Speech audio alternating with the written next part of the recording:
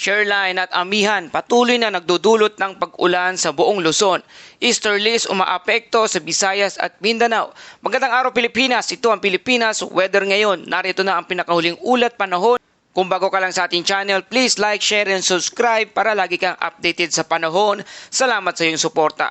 Mga kababayan, ang shoreline ay patuloy na nakakaapekto sa silangang bahagi ng Northern at Central Luzon, habang ang Northeast Monsoon o hanging amihan ay umiiral sa natitirang bahagi ng Northern Luzon. Samantala, ang Easterlies naman ang pangunahing dahilan ng pag-uulan sa lugar ng Visayas at malaking bahagi ng ating bansa. Narito na ang taya ng panahon.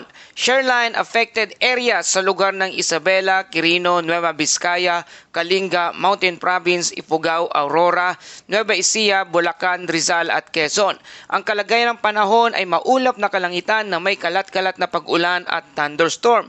Ang epekto nito ay posibleng flash flood at landslide lalo na sa mga bulubundukin at mabababang lugar. Paalala lang po sa ating mga kababayan, mas tumitindi ang ulan kapag nagsasabay ang shoreline at moisture air mula sa silangan. Easterlies affected areas naman sa lugar ng Visayas, Mimaropa, Bicol Region, Dinagat Island at Surigao del Norte. Ang kalagayan ng panahon ay maulap na may kalat-kalat na pag-ulan at thunderstorm. Ang epekto nito ay posibleng pagbaha at pagguho ng lupa lalo na sa coastal at windwards areas. Amihan affected areas naman sa lugar ng Ilocos Norte at natitirang bahagi ng Cagayan Valley at Cordillera Administrative Region. Ang kalagayan ng panahon ay maulap na may pag-ulan at ang epekto nito ay posibleng ang pagbaha at landslide dahil sa tuloy-tuloy na ulan sa lugar na yan. At sa Metro Manila at natitirang bahagi ng Central Luzon, ang kalagayan ng panahon ay bahagyang maulap hanggang maulap na may panakanakang pag-ulan o thunderstorm. Dulot naman ito ng shoreline. Ang epekto ay posibleng biglaang pagbaha tuwing may malakas na thunderstorm at pag-ulan sa ilang mga lugar. Sa natitirang bahagi ng Ilocos Region, ang kalagayan ng panahon ay bahagyang maulap hanggang maulap na may mahinang pag-ulan. Dulot ito ng Northeast Monsoon o hanging amihan. Walang masyadong epekto o banta sa mga lugar na iyan. Sa natitirang bahagi ng bansa, ang kalagayan ng panahon ay bahagyang maulap hanggang maulap na may isolated rain shower o thunderstorm. Dulot naman ito ng easterlies. Ang epekto ay posibleng flash flood sa oras ng malakas na pagbuhos ng ulan o thunderstorm. At para sa ating hangin at kalagayan ng karagatan, sa extreme northern Luzon, ang hangin ay malakas at ang direksyon ng hangin ay hilagang silangan na may alon hanggang napakaalon na 2.8 hanggang 4.5 metro ang taas. Mga kababayan, hindi inirekomenda ang paglalayag ng maliliit na sasakyang pandagat o anumang sasakyang pandagat na bumabiyahe. Sa Central Luzon at natitirang Northern Luzon, ang hangin ay katamtaman hanggang malakas at ang dagat ay katamtaman hanggang maalon mula 2.1 hanggang 3.4 metro ang taas. At sa natitirang bahagi ng bansa, ang hangin ay mahina hanggang katamtaman at ang dagat ay bahagyang maalon hanggang katamtaman na may alon na 0.6 hanggang 2.5 metro ang taas. At sa ating temperatura, ang pinakamababang temperatura ay naitala kahapon ng alas 5:30 ng umaga, 23.4 degrees Celsius at ang pinakamataas naman na temperatura na itala kahapon ng alas 11 ng tanghali na 29.5 degrees Celsius. Sa Metro Manila, ang araw ay sumikat kaninang alas 6:17 ng umaga at lulubog naman ito mamayang alas 5:33 ng hapon. Paalala po sa ating mga kababayang mangingisda, seafarer at commuters, mas maaga na ang pagdilim ng paligid kaya mag-ingat sa pagbiyahe lalo na kung may kasabay na ulan at mahinang visibility dahil sa shoreline at hanging amihan. Mga kababayan, patuloy na ulan sa ilang bahagi ng bansa. Tingnan natin ang kasalukuyang setup ng ating panahon. Bagamat may easterly wave na namataan sa silangan ng Mindanao, hindi ito ang pangunahing dahilan ng pag-ulan sa ngayon. Ang totoong driver ng ating panahon ay pagsalpok ng easterlies at northeast monsoon na siyang nagpapalakas ng shoreline. Ang pangunahing pinanggagalingan ng ulan sa maraming bahagi ng ating bansa.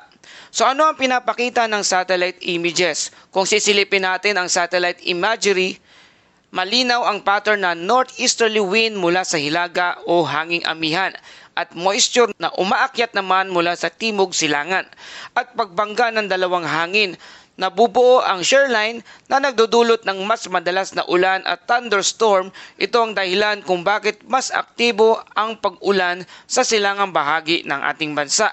So kaya ano ang inaasahan sa mga susunod na araw? Ang magiging lagay ng panahon ay pabalik-balik na ulan sa Eastern Luzon at Eastern Visayas kasama ang Eastern Mindanao. Mas aktibo ang ulan sa hapon hanggang gabi. Sa darating naman ng Sabado, bahagyang paghupa ng ulan.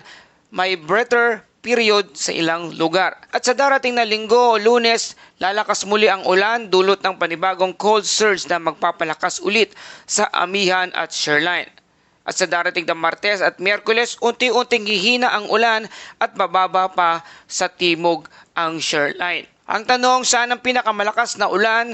Eastern seaboard ng Luzon, lalo na sa Sierra Madre, at sa Eastern Visayas, Eastern Mindanao dahil sa easterlies. Mas tuyo ang kanlurang bahagi ng bansa gaya ng Ilocos West Coast, Palawan, Western Visayas dahil sa nahaharang ng kabundukan ang moisture mula sa silangan. Mga kababayan, ang Global Forecast System o GFS may ipinapakita na low lamang, habang ang European Center Mid-Range Weather Forecast ang sinasabi ay walang bagyong nakikita. At ang ibang modelo naman ay walang consistent signal. Dahil napakalakas ng northeasterly wind, mahirap mabuo ang anumang tropical system. Kung may lilitaw man, malamang mahihila lang ito papasok sa monsoon flow at hindi magiging isang bagyo. Sa ngayon, walang malinaw na sinyales na tropical cyclone o bagyo na nakikita sa ating mga satellite images. Sa ating seasonal pattern check, nasa weak La Nina pa rin po tayo. Inaasahang lilipat sa neutral sa unang bahagi ng 2026. Mainit pa rin ang dagat kaya mas madalas ang shoreline events. Mas madalas ang ulan kahit walang bagyo. Mga kababayan, ang bottom line is shoreline pa rin ang pangunahing dahilan ng pag-uulan dito sa ating bansa. Ang hanging amihan kasama ang easterlies ang mas aktibong panahon sa ngayon. Walang kumpirmadong bagyo sa forecast ayon sa ilang mga global forecast system. Mas maulan sa silangan at mas tuyo naman sa bahagi ng kanluran ng ating bansa. Kaya nananatiling aktibo ang shoreline sa buong Luzon at malakas na amihan sa Hilaga naman, at ang easterlies ang sanhi ng pag-uulan sa lugar ng Visayas at Mindanao. At lagi natin sinasabi, sa ngayon, ang buong Disyembre ay walang kumpirmadong namumong bagyo sa kasalukuyan.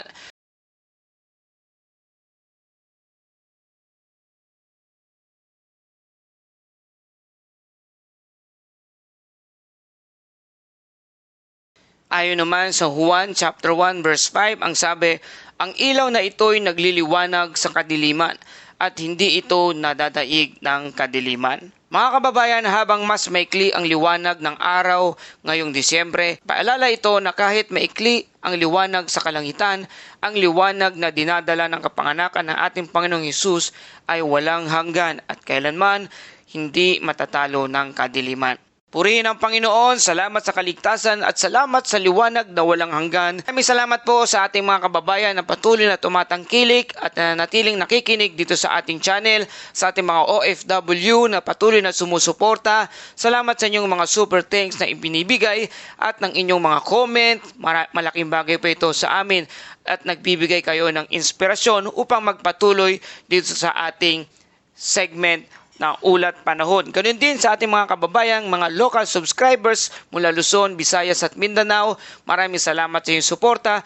Mag-ingat po kayo lagi. Kung nagustuhan nyo ang ulat na ito, please like, share, and subscribe para lagi kayong updated sa panahon. Maraming salamat sa iyong suporta.